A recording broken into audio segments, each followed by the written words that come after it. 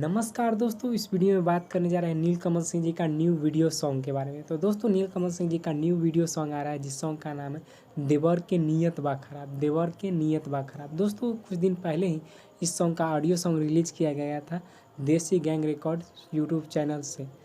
इस song का audio song release किया गया था। दोस्तों, अब इस सॉन्ग का वीडियो सॉन्ग आ रहा है जो कि 26 अप्रैल सुबह के 6:15 में रिलीज़ किया जाएगा। 26 अप्रैल सुबह के 6:15 में रिलीज़ किया जाएगा देसी गैंग रिकॉर्ड यूट्यूब चैनल से। नीलकमल सिंह जी का न्यू वीडियो सॉन्ग आ रहा है कल सुबह के 6:15 में। तो उसे ढेर सारा प्यार दीजिए, लाइक और शेयर कमेंट कीजिएगा।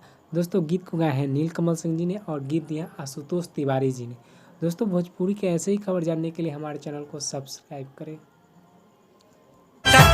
देवरा के नियत बा खराब राजा जी।